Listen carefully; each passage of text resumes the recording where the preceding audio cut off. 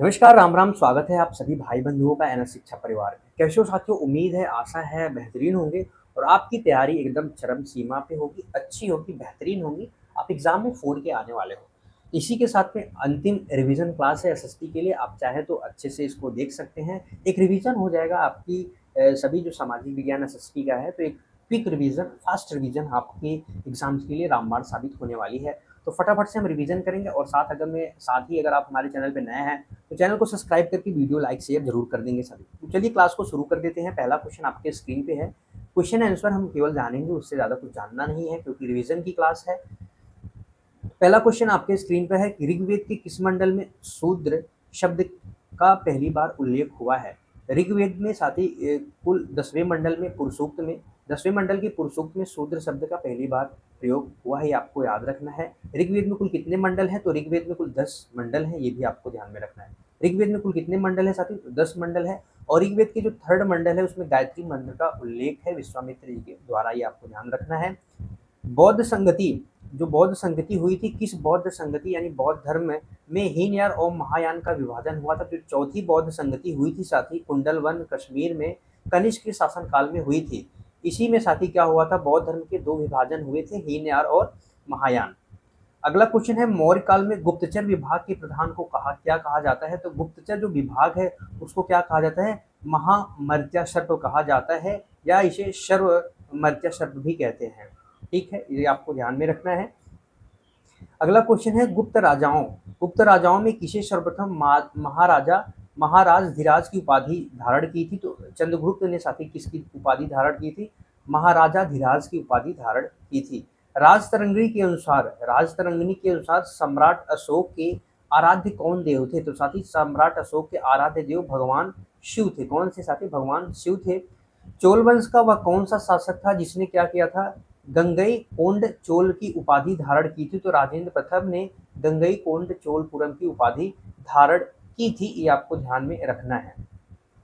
अगला क्वेश्चन है, दिल्ली सल्तनत काल के किस सुल्तान ने सिजदा और पाबोस प्रथा की शुरुआत की थी? तो बलबन ने, गयासुद्दीन बलबन ने सिजदा और पाबोस प्रथा की शुरुआत की थी, ये आपको ध्यान में रखना है। और लौह और रक्त की नीति किसने अपनाई थी? साथ ही वो भी बलबन ने अपनाई थी। अलाउद्दीन खिलजी ने दीवान ए मुस्तखराज विभाग का मुख्य कार्य क्या था? मुस्तखराज विभाग का कार्य मुख्य साथी टैक्स की वसूली करना था। किसकी वसूली? टैक्स, जो बकाया राजस्व था उसकी वसूली करना था। अगला क्वेश्चन नंबर 9 है आपके स्क्रीन पे। विजयनगर साम्राज्य में आने वाली क्या है? इटालियन यात्री है। कौन सी यात्री है? इटालियन यात्री है। इनका जो निकोलो कोटी किसके शासन काल में आया था? जो इटालियन यात्री निकोलो कोटी था, ये देवराज प्रथम के शासन काल में आया था, ये आपको ध्यान में रखना है। अगला क्वेश्चन है, मुगल काल में मीर बख्शी मुख्य रूप से क्या दायित्व होता था इसका? तो सैन्य विभाग का प्रधान होता था और ये सैनिकों की भर्ती और क्या करता था? वेतन का प्रबंध करता था। किस सूफी संत को साथी महबूब ए इलाही के नाम से जाना जाता है? तो निजामुद्दीन औलिया को महबूब ए इलाही के नाम से जाना जाता है। शेर शाह सूरी का मकबरा कहाँ स्थित है? इसकी स्थापत्य की क्या विशेषता है? साथी जो सासाराम है बिहार में, वहाँ पे शेर शाह सूरी का मकबरा स्थित है। यह एक कृत्रिम झील के बीच अष्टकोड़ी से बना है, ये आपको ध्यान है, अष्टकोड़ी का बना है, ये आपको ध्यान में रखना है। अगला क्वेश्चन है, शिवाजी के अस्त्र प्रधान मंडल में अमात्य का क्या कार्य है? तो अमात्य साथी वित्त एवं राजस्व मंत्री को कहा जाता है। 1857 के विद्रोह के समय भारत का गवर्नर जनरल लॉर्ड कैनिंग था। और जो बहावी आंदोलन है उसका ये कहाँ पे हुआ था मुख्य केंद्र? तो इसका मुख्य केंद्र जो बहावी आंदोलन है बिहार यानी कहाँ पे है? पटना में है, ये आपको ध्यान में रखना है।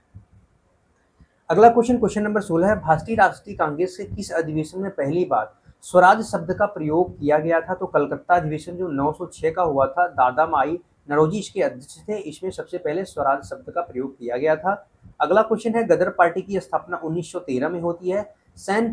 सैन फ्रांसिस्को में किसके द्वारा की गई थी आपको बताना है? तो लाला हरदयाल के द्वारा और सोहन सिंह के द्वारा किया गया था। साथ ही पुनर्गठित सुभाष चंद्र बोस के द्वारा फिर किया गया था।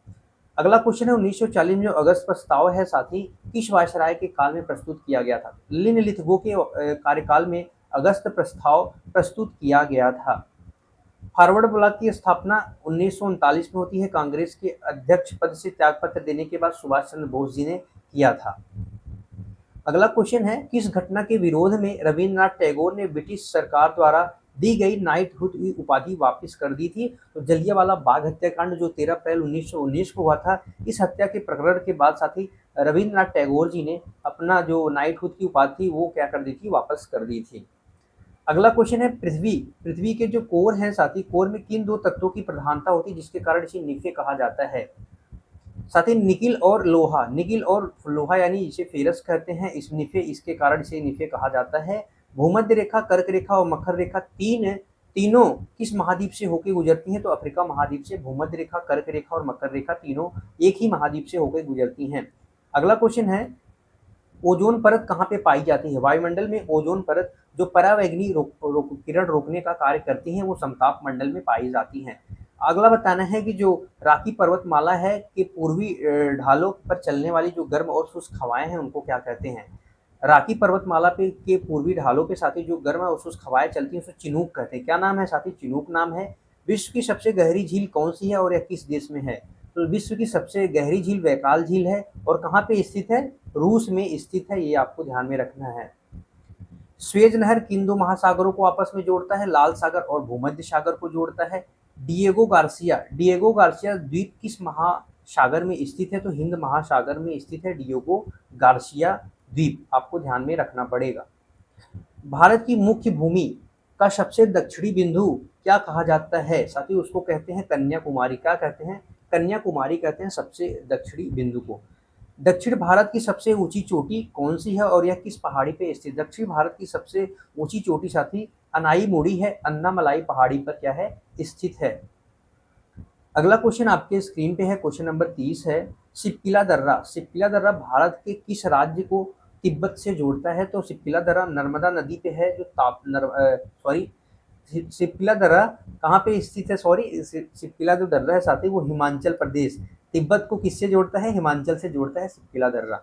अगला क्वेश्चन है प्रायद्वीपीय भारत की जो साथी नदियां हैं जो डेल्टा न बनाकर क्या बनाती हैं? ज्वार नद मुख्य रूप से क्या बनाती हैं? ज्वार नद मुख बनाती है वो नर्मदा और ताप्ती हैं, यह भी आपको थोड़ा सा ध्यान में रखना है।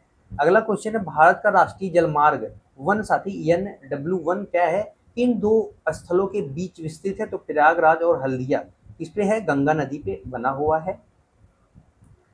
अगला क्वेश्चन है आपके स्क्रीन पर जादूगोंडा जो झारखंड में है कि जादूगोंडा की खानें किस खनिज के उत्खनन के लिए प्रसिद्ध हैं? तो यूरेनियम के लिए प्रसिद्ध हैं। नीलगिरी पहाड़ियों पर किस प्रकार के वनों की प्रधानता पाई जाती है जिसे दक्षिण में क्या कहा जाता है? 16 वन के नाम से भी जानते हैं। तो शीतोष्ण कटिबंधीय वन वहां पे पाए जाते हैं नीलगिरी पहाड़ियों पर। अगला क्वेश्चन है कल्पक्कनम परमाणु ऊर्जा केंद्र भारत के किस राज्य में स्थित है? तो तमिलनाडु राज्य में स्थित है।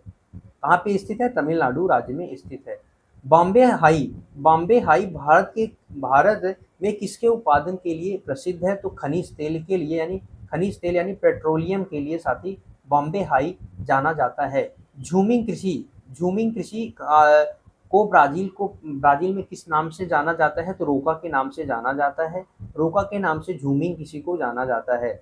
भारत में सर्वाधिक दूध उत्पादन करने वाला पशु नस्ल मुर्रा किस पशु से संबंधित है साथियों? तो मुर्रा क्या है? भैंस नस्ल की संबंध से संबंधित है।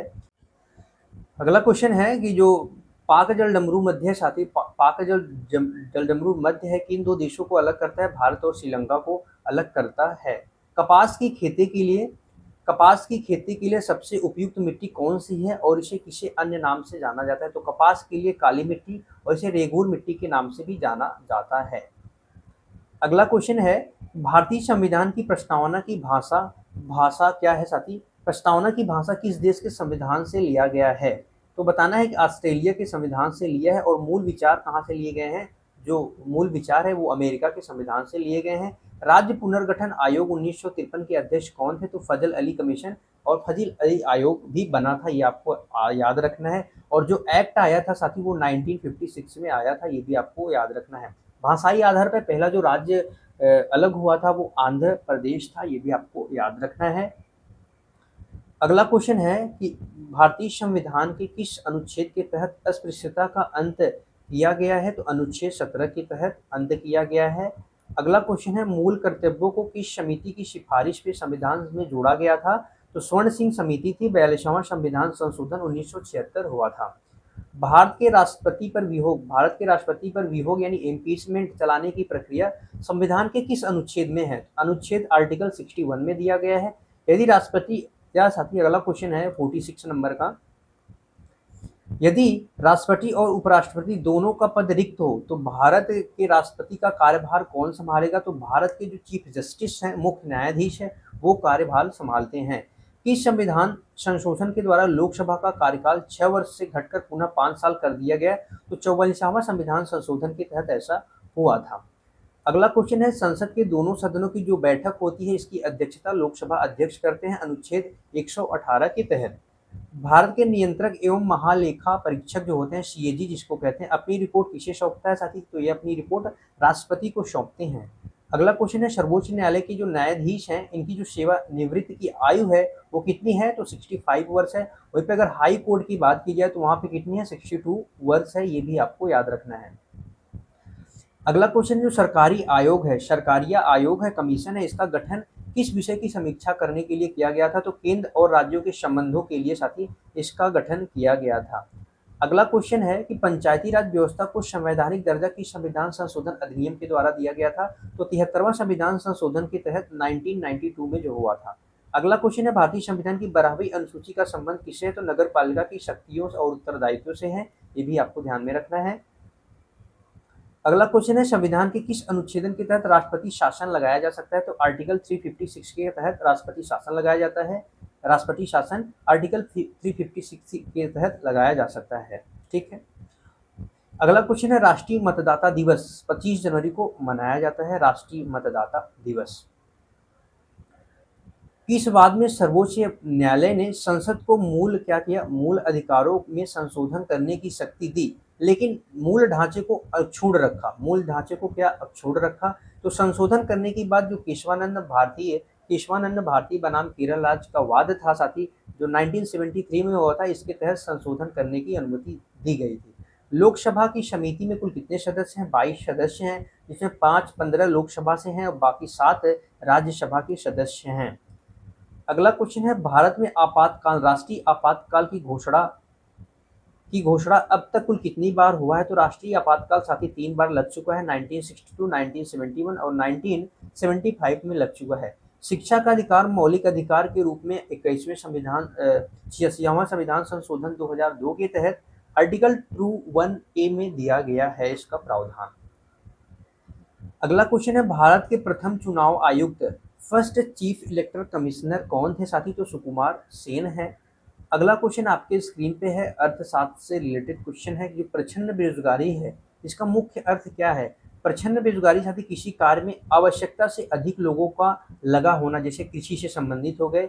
इसकी सीमांत उत्पादकता क्या होती है? 0 होती है, 0 होती है। अगला क्वेश्चन है भारत में राष्ट्रीय आय के आंकड़े जारी करने वाली संस्था कौन सी है? तो एनएसओ है, राष्ट्रीय सांख्यिकी कार्यालय है, ये आपको ध्यान में रखना है। अगला क्वेश्चन है नीति आयोग की स्थापना कब हुई थी? योजना आयोग के बाद नीति आयोग की स्थापना होती है 1 जनवरी 2015 को। भारत का केंद्रीय बैंक आरबीआई बैंकों को जिस दर पे दीर्घकालिक ऋण देता है उससे साथी बैंक दर कहते हैं। क्या कहते हैं? बैंक दर कहते हैं। गिफन वस्तुएं, अगला क्वेश्चन है गिफन वस्तुएं अर्थशास्त्र के किस नियम का अपवाद मानी जाती हैं? तो मांग के नियम। क्या साथी? प्राइस बढ़ने पर इसकी मांग क्या होती है? बढ़ती है। अगला क्वेश्चन आपके स्क्रीन पर है जुलाई में पहली बार 14 बड़े व्यवसायिक बैंकों का राष्ट्रीयकरण किया गया था। कब किया गया था? तो 19 जुलाई 1969 को किया गया था। अगला क्वेश्चन है लॉरेज वक्र। लॉरेज वक्र द्वारा अर्थशास्त्र व्यवस्था में किस चीज का मापन किया जाता है? तो आय की असमानता। आय की असमानता, इनकम इनइक्वालिटी को मापा जाता है। पारिस्थितिकी तंत्र शब्द का सर्वप्रथम प्रयोग किसने किया था? तो जी टास्ले ने किया था 1935 में। अगला क्वेश्चन है जैव विविधता हॉटस्पॉट पश्चिमी घाट भारत के किस हिस्से में है साथी? तो भारत के पश्चिमी तट गुजरात से केरल तक है। ये आपको ध्यान में थोड़ा सा रखना है। अगला क्वेश्चन है वन्य जीव संरक्षण जो अधिनियम है साथी किस वर्ष पारित किया गया था? तो 1972 में पारित किया गया था। मॉन्ट्रियल प्रोटोकॉल 1987 का मुख्य उद्देश्य क्या है? ओजोन परत को नुकसान पहुंचाने वाले जो पदार्थ है जैसे सीएफसी हो गया, इसके उत्सर्जन को क्या करना? रोकना है। अगला क्वेश्चन है वायु के सर्वोत्तम जैविक सूचक। वायु के सर्वोत्तम जैविक सूचक किसे माना जाता है? तो लाइकेन को माना जाता है। इटाई और इटाई इटाई इटाई रोग जल में किस धातु के प्रदूषण के कारण होता है? तो कैडमियम कैडमियम के प्रदूषण के कारण इटाई इटाई रोग होता है। चिपको आंदोलन की शुरुआत उत्तराखंड में किस जिले से हुई थी साथी? तो चमोली जिले से हुई थी। उत्तराखंड के सुंदरलाल बहुगुणा और चंडी प्रसाद भट्ट के नेतृत्व में चिपको आंदोलन शुरू किया गया था। अगला क्वेश्चन है, ग्लोबल वार्मिंग के लिए सबसे प्रमुख उत्तरदायित्व ग्रीन हाउस गैस कौन सी है? तो कार्बन डाइऑक्साइड CO2 गैस है। अगला क्वेश्चन है, उत्तर प्रदेश का कौन सा जिला तीन ओर से मध्य प्रदेश से घिरा है? तो ललितपुर जिला है, आपको ध्यान में रखना है। उत्तर प्रदेश विधानसभा के प्रथम अध्यक्ष स्पीकर कौन है? राजर्षि पुरुषोत्तम दास टंडन है। अगला क्वेश्चन नंबर 78 है, उत्तर प्रदेश के किस जिले को सिरोज की भूमि या इत्र नगरी कहा जाता है? कान्यकुब्ज कहा जाता है, महोदय, श्रीनगर, सब कन्नौज को कहा जाता है।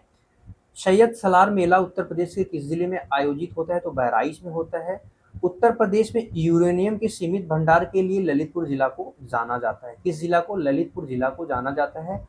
उत्तर प्रदेश में एकमात्र नेशनल पार्क है, राष्ट्रीय उद्यान है दुधवा राष्ट्रीय उद्यान, जो लखीमपुर खीरी जिला में स्थित है। ओखला पक्षी अभ्यारण्य उत्तर प्रदेश के साथ ही गौतम बुद्ध नगर और नोएडा सेक्टर में स्थित है। अगला क्वेश्चन है क्वेश्चन नंबर 83, शास्त्रीय जो नृत्य है कथक का मुख्य उद्गम केंद्र या घराना उत्तर प्रदेश का लखनऊ घराना माना जाता है। कथक का जो मुख्य घराना उत्तर प्रदेश का लखनऊ घराना माना जाता है। उत्तर प्रदेश में भीतर गांव में ईंटों का बना गुप्तकालीन मंदिर, ये साथी कानपुर जिला में स्थित है। भीतर गांव का ईंटों से बना गुप्तकालीन मंदिर कानपुर में स्थित है। उत्तर प्रदेश के किस शहर को पुरातन काल का में महोदय, श्रीनगर हमने आपको बताया कि कन्नौज को, इत्र नगरी कन्नौज को, भारत का ग्रास, पूर्व का ग्रास, सब कन्नौज को कहा जाता है। अगला क्वेश्चन है, यदि सामाजिक विज्ञान शिक्षण में ग्लोब का उपयोग मुख्य रूप से किस अवधारणा को समझाने के लिए किया जाता है?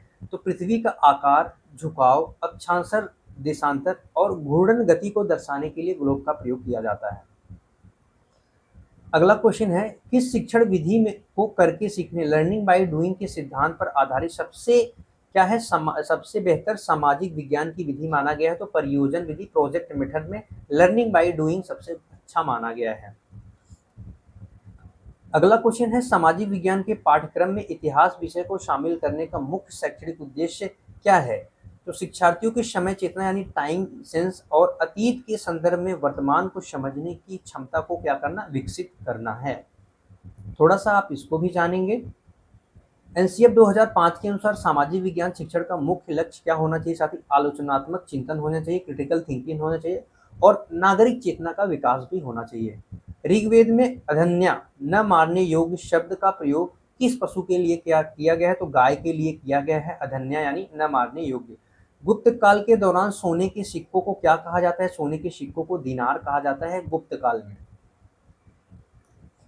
कनिष्क के जो राजवैद्य हैं साथी कौन है जिन्होंने आयुर्वेद पर प्रसिद्ध ग्रंथ लिखा है? साथी तो आचार्य चरक हैं, प्रसिद्ध वैद्य हैं कनिष्क के समय में। भूमध्य रेखा है, दो देशांतर रेखाओं के बीच की अधिकतम दूरी लगभग कितनी होती है? तो 111.32 किलोमीटर होती है। भारत में जो गुलाबी क्रांति है साथी का इसका संबंध है झींग मछली और प्याज उत्पादन से संबंधित है गुलाबी क्रांति। अगला क्वेश्चन है, किन अनुच्छेद के तहत संसद को समान नागरिक संहिता लागू करने का निर्देश दिया जाता है? तो डीपीएसपी तत्व के तहत अनुच्छेद 44, डीपीएसपी साथी आर्टिकल 44 के तहत समान नागरिक संहिता। भारतीय संविधान की जो 9वीं अनुसूची है किस संविधान संशोधन के तहत जोड़ा गया था?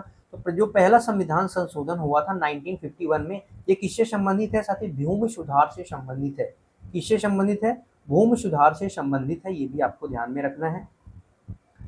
अगला क्वेश्चन, जो राष्ट्रीय विकास परिषद है एनडीसी है, इसके अध्यक्ष भारत के प्रधानमंत्री होते हैं। एजेंडा 21 का संबंध किस अंतर्राष्ट्रीय सम्मेलन से है? तो पृथ्वी सम्मेलन, रियो सम्मेलन, किससे सम्मेलन है? पृथ्वी सम्मेलन से है। और रियो डी जेनेरियो जो 1992 में हुआ था इससे संबंधित है। एंडोज क्या? एजेंडा 21। अगला क्वेश्चन है, केंद्रीय जो पक्षी अनुसंधान संस्थान है उत्तर प्रदेश के किस जिले में है? तो इज्जत नगर बरेली में है। इतिहास शिक्षण में प्राथमिक स्रोत जो प्राइमरी सोर्स है इसका उदाहरण साथी क्या है? समकालीन शिलालेख, सिक्के या यात्रियों के मूल यात्रा वृत्तांत को समझाना, ये इतिहास शिक्षण के प्राथमिक स्रोत के अंतर्गत आते हैं, ये आपको ध्यान में रखना है। ये साथी आपको ध्यान में रखना है। बताएंगे आप सभी साथियों को क्लास कैसी लगी। अंतिम क्लास थी और रिपीट फायर की तरह हमने फटाफट से रिवीजन कर लिया, पूरे 100 क्वेश्चन की हमने पूरे रिवीजन कर ली। एक दो बार क्लास को अच्छे से देखेंगे, कुछ चीज़ें हैं आपको समझ में आ जाएंगी और डिक्टो आपको एग्जाम में देखने को मिलेंगे। तब तक के लिए बाय बाय साथी, मिलते हैं अगली क्लास में। जय हिंद, जय भारत।